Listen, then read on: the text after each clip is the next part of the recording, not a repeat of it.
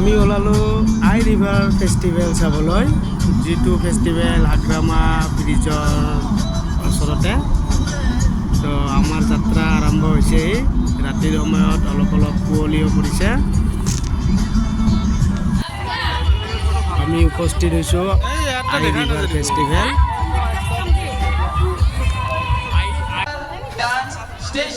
এয়া photo stand. তো আমি ফেষ্টিভেলত চাৰিওপিনে ঘূৰি ইয়াৰ আনন্দ উপভোগ কৰিলোঁ।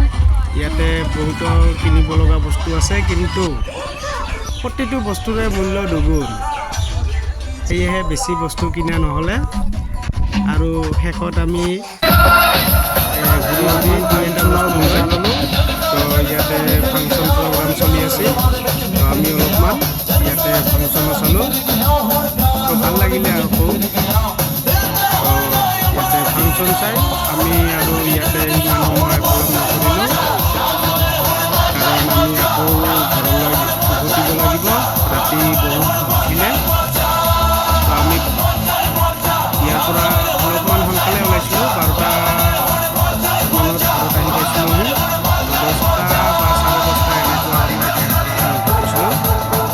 তো ইয়াৰ ফাংচনৰ অলপমান দৃশ্য আপোনালোকেও চাওক।